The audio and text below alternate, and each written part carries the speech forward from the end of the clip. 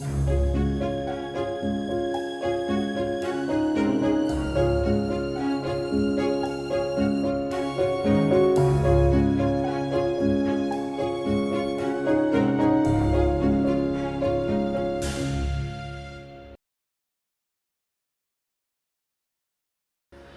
저는 전주 한옥마을에서 책방을 운영하고 있는 홍승현이라고 합니다.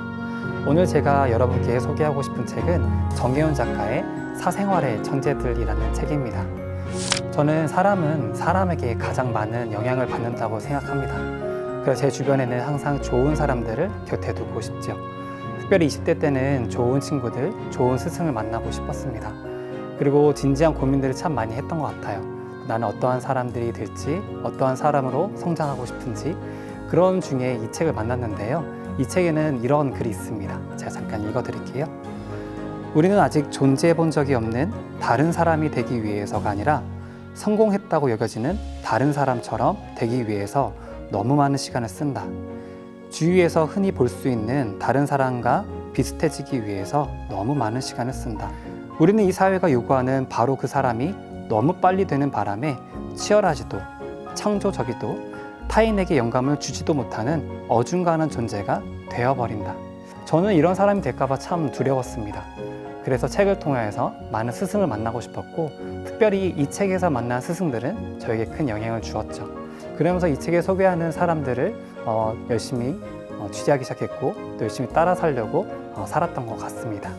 여러분께 특별히 이 책을 읽고 또 소개하고 싶은 이유는 이 책에 있는 천재들이라는 단어보다는 사생활이라는 단어예요. 천재라고 했을 때는 우리가 무엇인가 주어진 재능이 있기 때문에 나보다 잘하겠지 라고 생각하겠지만, 여기서 더 초점을 갖는 것은 사생활이라는 단어입니다. 이 부분도 제가 읽어드리겠습니다. 사생활이란 카프카의 말을 다시 빌리자면 우리에게 있는 유일한 인생, 일상들을 말한다. 이들은 그런 사생활에서 천재다. 사생활을 보여주는 데서 천재들이 아니라 사생활을 살아내는 데서 천재들이다. 그들은 진부하고 시시하지 않게 살려고 애쓰는 데서 천재다. 그들은 자기 삶에 던져진 질문에 대한 하나의 대답으로 존재한다. 그들은 자기 삶의 문제를 직면하는데, 그것을 푸는데, 그것에서 보편성을 보는데 천재적이다. 그들은 삶의 태도에서 천재다. 저는 이 삶의 태도에서 천재다라는 부분에서 밑줄을 그었습니다. 우리는 일상을 너무나 간과하고 또 일상을 사소하게 여기지만, 이 일상이 쌓여서 천재가 되는 이 부분을 저는 책에서 가슴 깊이 새겼습니다. 여기에 등장하는 다큐멘터리 감독인 박수영 감독이라든지 번영주 감독이라든지 우리가 잘 아는 윤태호 작가 같은 사람들도 처음에는 굉장히 힘든 일도 많이 있었고, 또 그 일을 수행함에 있어서 많은 어려움들이 있었습니다. 그러나 우리는 그것이 결과물로만 보여지기 때문에 대단한 사람이다라고 평가하지만, 그들이 겪었던 어려움들을 봤을 때에는 우리와 별반 다르지 않다라는 것도 보게 됩니다. 그러나 그것을 이루는 데 있어서 이들이 천재인 이유는 하루하루의 일상을 그 일을 위해서 최선을 다하였고, 자기 분야를 위해서 대가가 되기까지 인내했다라는 점이죠.